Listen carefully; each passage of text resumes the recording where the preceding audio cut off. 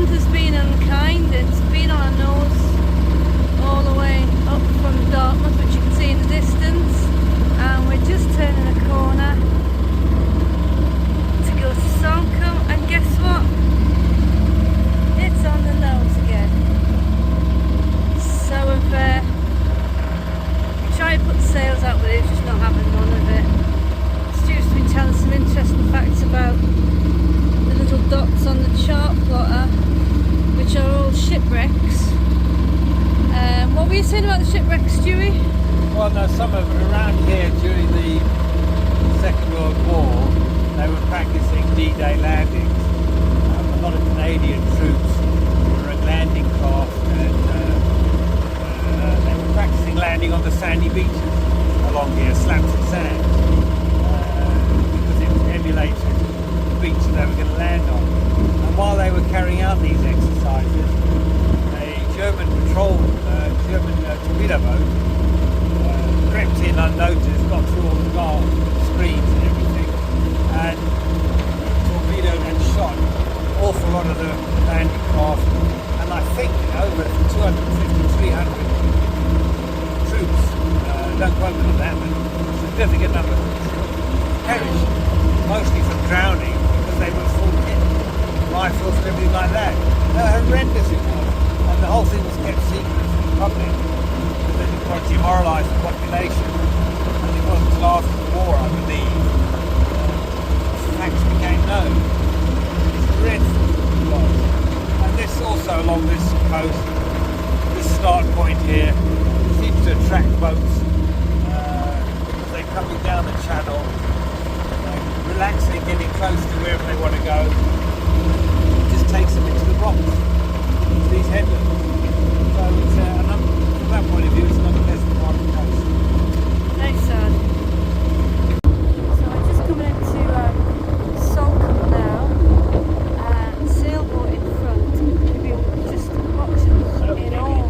He is sailing so close to the wind, you can see by his sails, and he's just flying along. It's absolutely stunning to watch. It's just superb.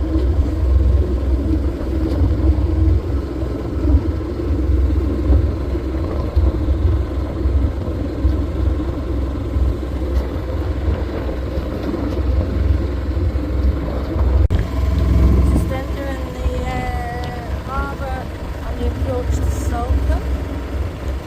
It's got these nice coves around. We're going to head up that way. We just crossed the bar, which is a notorious one, and now we've just got to get around the rock, and we'll be in.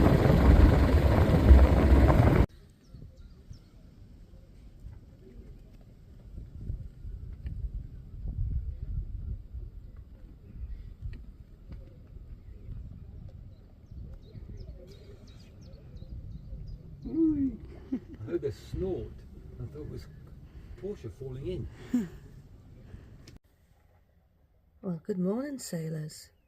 So Portia's now got in the routine every morning of sitting waiting at the door for us to open it up so she can go and sit outside on her blanket and just soak it all in.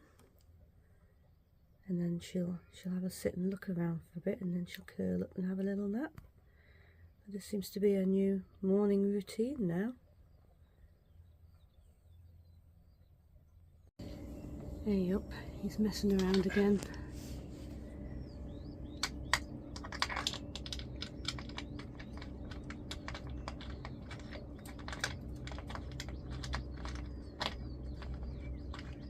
I'm not convinced that'll hold my weight. Well, you're not going in it, I am. Are you? You're going to risk it, are you? Somebody's got to do it. You're going to be the guinea pig. Oh, don't let Portia see it, she'll love that.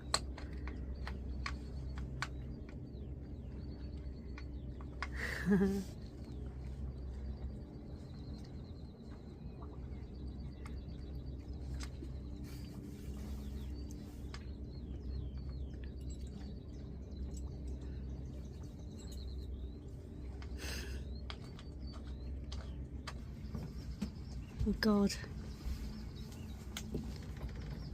Oh no, I don't like that. You don't like anything. It's creaking and groaning a bit. Yeah, but it shouldn't be on the...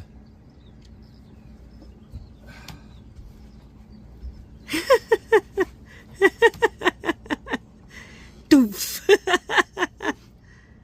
Nice. How is it? It's alright, you can't swivel yet because there's so much shit around here. Let me just check out the sat. Well, it's looking like a beautiful day in Salcombe today.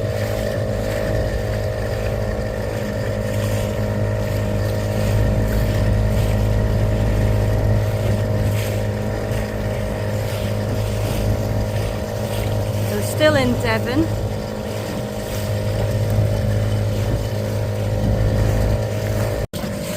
Wow.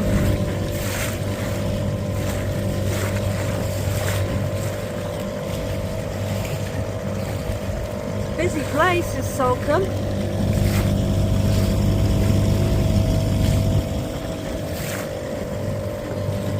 Houses are just insanely massive just around that corner there. In fact, you can see some of them just on the corner.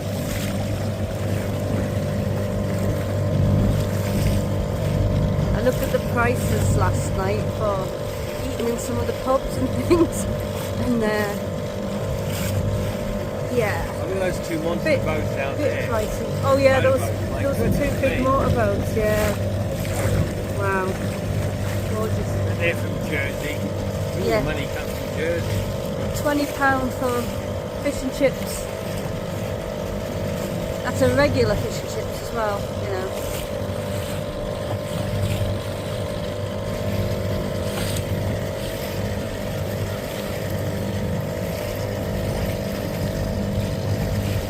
It's what's Abersock? It's a shame really, it makes Abersock look really noddy.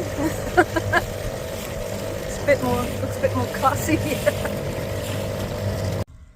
Well, it's such a lovely evening. It's too warm to be in the boat, so we are sitting outside, and I've got my lovely hammock chair set up thanks to Stu,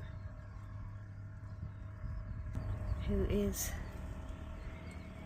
barbecuing. Yeah. Are you perfecting the barbecue, Stu? Pardon? You perfecting the barbecue? No, barbecue was perfected a long time ago. I'm the one who's buggering it up. It's really lovely. We had an amazing sky last night. So up there is Kingsbridge, I think. Yeah, to the north, yeah. Over there is Portia. And down there is Salcombe. Well, we're in the bag in Salton, the start of the bag. We're in the bag. That's what they call this part of the river. Well, Yeah. it's not even a river actually, it's a little inlet. Just like a... I think something to do with the Ice Age. Everything's blamed on the Ice Age. bloody climate change. Well, no, it's just responsible for so much. Yeah. And this is, I tell you what, I mean, it's beautiful here in Salcombe, but there's just so many boats. Yeah. That you don't feel any independence whatsoever. No. You just feel like you're on a Campsite on water. Campsite or a block of flats or anything like that. They're all different boats and they're all doing different things and what have you. And nevertheless, whichever way you look, it's just boats. Luckily, we've got some. We're nicely at the edge here, so Yeah. we've got a bit of things. And there was some cows that look like sheep. And Sheep that look like cows. Cows earlier on. And there's a seal as and well there was a somewhere. seal that looked like a cow and a sheep. And this is, Mm. but yeah, I think lovely as this is, Salcombe's changed. I mean, I've not been here for many years, but it's all it's gone from being yachty to being Abersock. Abersock, yeah, clever. But sort of lovely boutique little shops, a lot of expensive places to eat and all that. That's way things were. But I used to like it when it was more sort of yachty, and you'd have all these little yachty places and that. But now, as most things, it's changed. Well, trying to find bits and pieces for the boat was really hard, wasn't it? Exactly. Because it's all like dry rubs and wetsuits and Yeah. stuff, you know, and wine glasses and. Well, when I came here many years ago, I mean the kids were very little then. We had a little mirror dinghy which we took around with us, and we caravan as well, and we were at a campsite a while away, and we had an outboard on this little dinghy.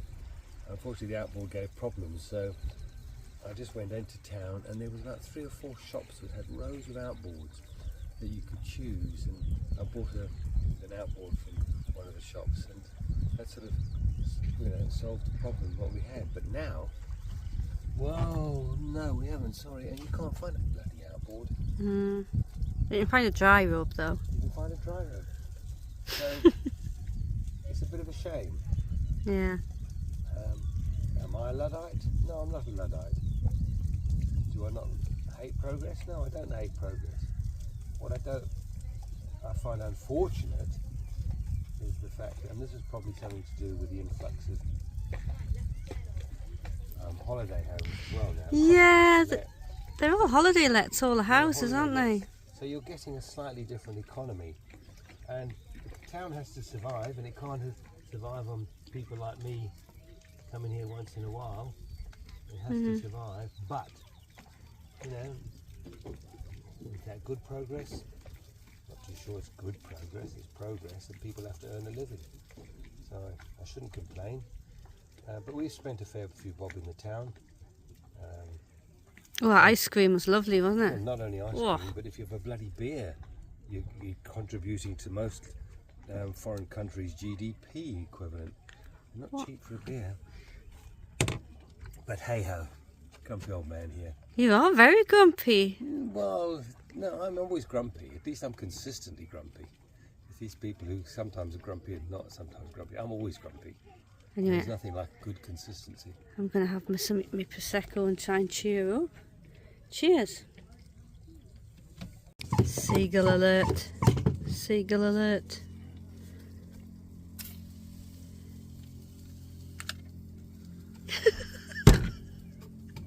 He's coming back. Yeah.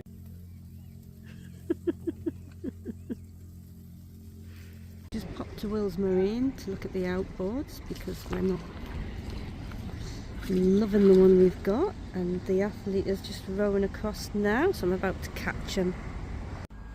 I've had to talk Stu out of this one. I'm just seeing if I had to talk you out of this one.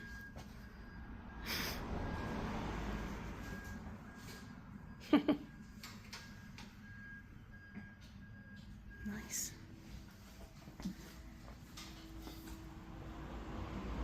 This is the one.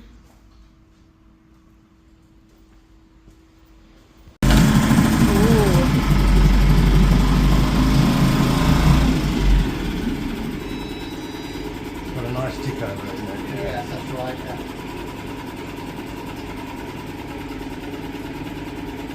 That sounds nice. Oh.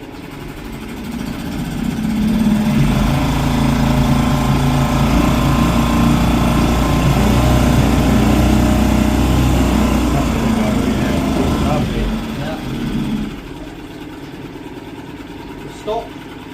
Press the button. Whee! Feel good? Feels nice, that's better. You've got something to say, have you? Okay. Go on then. What this is for real, is it? Yeah. Well, another day, another place. We were in Salcombe for 3 nights on a mooring ball, which was nice. It was pleasant, and we went in Salcombe on one full day, looked around as I reported back, and on yesterday, it was yesterday, only yesterday, we took our dinghy up to King's Bridge, which is at the top of the inlet where Salcombe is. And on the way up there, the old Tahutsu outboard 3.5 that we inherited with the boat started to seize up, overheating. It's never had a very good stream. It's obviously an old man, and it just sort of slowly died. But fortunately, it died within about 500 metres of Kingsbridge. So we got limped into Kingsbridge and tied up at the town pier, really, some pontoons. And would you believe it? As it happened, there was an outboard motor dealer right opposite where we tied up. I couldn't believe it, and I thought, this is a good outboard. So we marched in there, all very nice, and said to the guy, "Do you have any outboards to sell?" And he showed us a whole range of second-hand and new ones, some 2-stroke, some 4-stroke, different brands, but predominantly, I think, Mercury. What did you say, sir? Yeah. So we had a look at 1 or 2, and then he went round the back, as they people do, don't they? And he came out with another lovely-looking motor on a motor trolley, like a sack truck, really. And he said, "Listen, I've got this one here. It's 2024, which is a year old. It's still got another 3 or 4 years on the warranty." And he says it's got a good price on it. A bit more expensive than some of the others we've seen, but not enough, because the upgrade from, say, a 2010-15 model to this was only about 100 grand. So it reconditioned it very, very well, this dealer, and it was pristine, not clean as anything. Showed it running, what have you, and then Maddie said to the guy, he said, "Would you take our old one in part exchange?" And I thought, oh, well, I've blown that. It's a bit cheeky, wasn't it? Yeah, I sort of said, I've blown that already, because I told him it was backing up on the way here. But he said, yeah, we'll have a look at it. So we wheeled the dinghy with the motor on up the slipway right opposite his shop, and he came over, had a look at it. I said, "Oh yeah," he says, "Okay," he says, "I'll give you 100 quid for it." And Maddie and I thought, "Oh, gee whiz." So we need Saint bills too for that much. But we said, yeah, we'll take it in against this 2024 model, which is a 4-stroke, lovely Mercury 4-stroke. And so we did the deal, left him with this pile of rubbish. To be fair, this Toyota that we inherited with the boat was a 2002 model. We've no idea, it was old, no idea the history, but knowing the previous owner, it had been well maintained. But, all things come to an end, don't they? So he came and fitted this new one on for us. We paid the money, his warranty papers are being sent on to us so that we can keep up the warranty going. And for good 30, maybe 40% less the price of a new one, we've got a brand new, no, we haven't got a brand new, we've got a second hand but 1 year old, only a year old, only a year old motor, yeah, for good money, and it was just inside the budget I had, which was 0. So we put that on the back, came back, much better trip back, full of confidence. And the other thing about this one, it's got a twist throttle as opposed to the Toyota, which had a little lever, so you had to try and steer, lever, do all this. It kept cutting out. It really was a challenge to the well, I just crashed it, so yeah, Maddie managed to crash it. And so with this new one, you can get such delicate movements that since we've had that, we've been able to come alongside nicely, haven't we? Dead stop. And we've been doing all sorts of things in it that were absolutely not necessary, just because of the thrill of having a new motor. So that's now on the back of the boat, on the back of the dinghy, which is on the back of the boat. We left Salcombe this morning, roughly, I don't know, 9 o'clock-ish, something like that, maybe a bit later.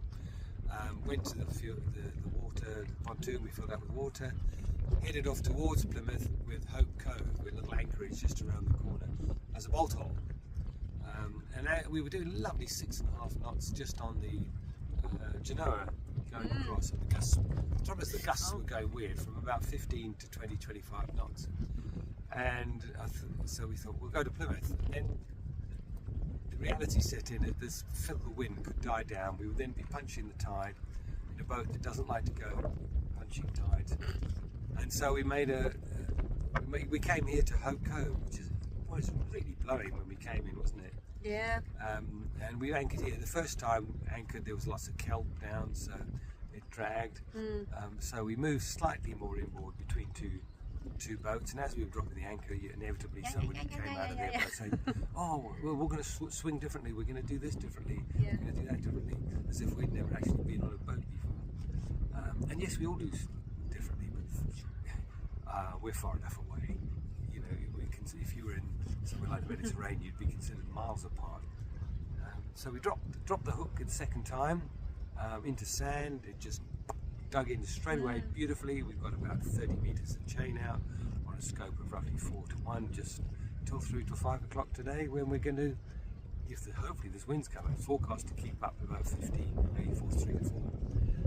Forecast to keep up through the rest of the afternoon. Tide turns in our favour roughly 5:30 this evening, and we've probably got a 3-hour dash if we can to Plymouth, where we'll seek anchorage in Jenny Cliff's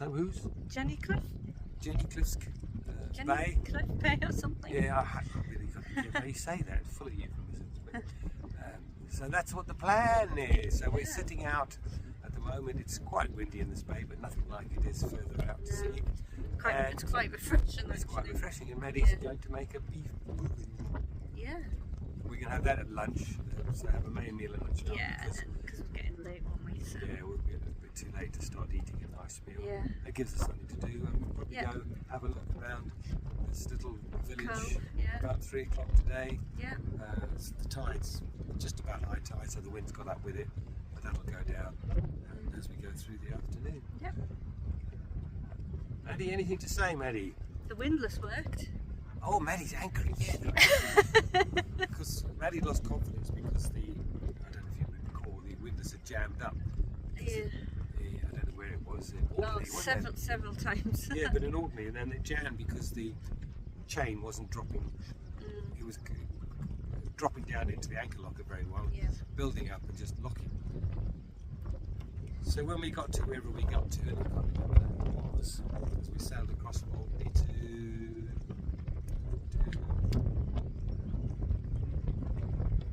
somewhere. Yeah, I can't remember now. I hit it with a hammer because it's most important to have a sophisticated tool on board. Brixham, yeah, beautiful bricks. So I hit the link that was jammed with a hammer and a metal I found, and it propped out.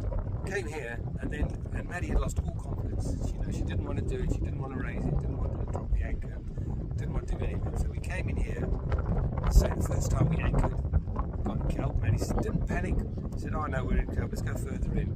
We went further in, and Maddie dropped the anchor without any worries at all. Made sure it was all running freely, and then we dropped the anchor and it's dug in, and it's quite settled, isn't it? Yeah. So hopefully we've got that boat, but you've got a little niggle behind you, this phobia. Yeah. So yeah, it'll be fine. It's nice and it's good practice because we've been anchoring for a few nights now, so we're getting good daytime practice. So if anything goes wrong, we can see what we're doing. Yeah, get one of them bright coloured cable ties as well to put just so that I know just before the anchor's about to come up onto the. On the bow, because it comes up quite quickly. And if you're not careful, it comes up with such a thump it can almost tear itself out. Just need a little warning shot. A little warning thing to tell.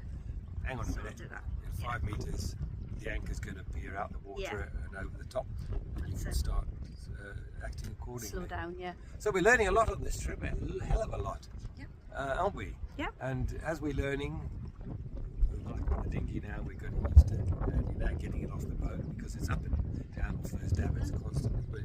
We're getting that perfected, and it's all settling down as a team. The problem we've at the moment got is sail handling because we've got a staysail on this boat which refuses to drop, but does help.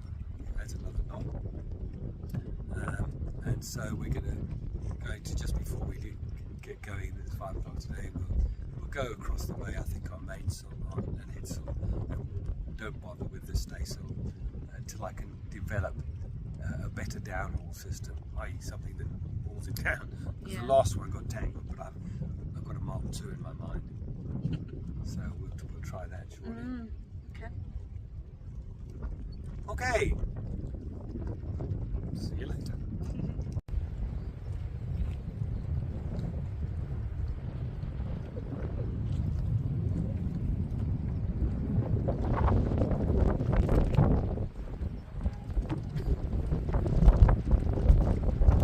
And today's lunchtime stop is Buff Bourguignon. Yummy.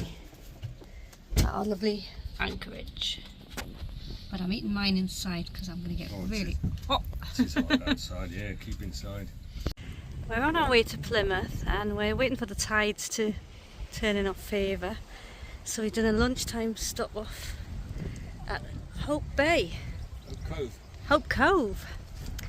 And it's a little bit of a surprise, isn't it? Beautiful. Absolutely incredible. Very, very sheltered from the easterlies, but anything else is a bit of a lottery.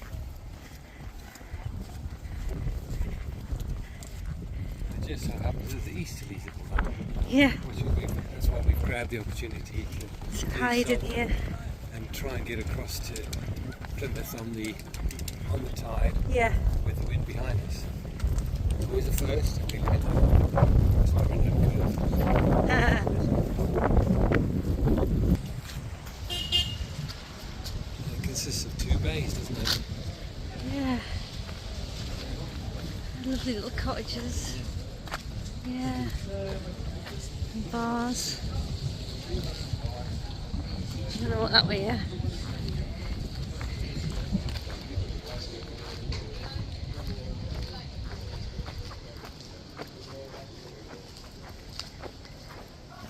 Wow, look at this. Jeez, It's gorgeous, isn't it? Cottage if ever I saw one. Probably smugglers.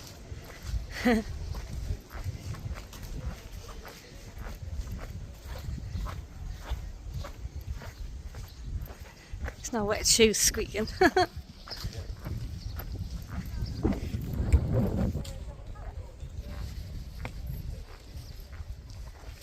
Sir Abby's out there.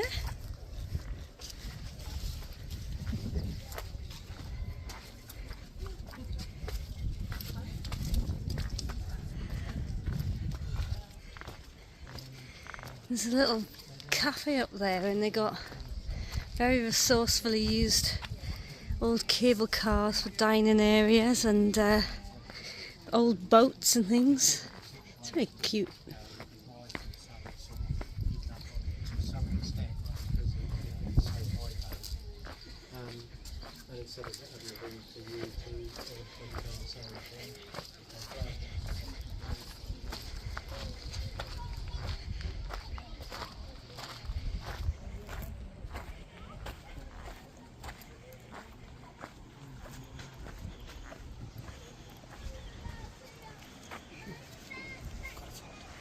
It is hot, isn't it? Very hot.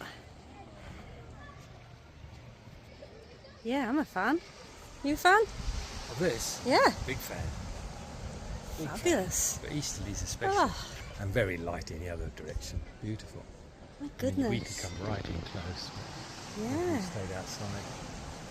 About 6 metres. gorgeous.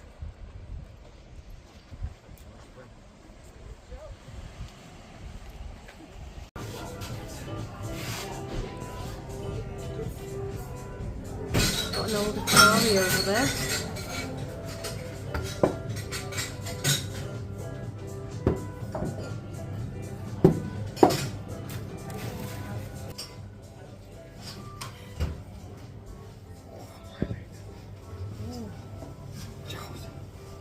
Lucky saint. Ah. Nice, eh? Cheers. Cheers. Don't hit them.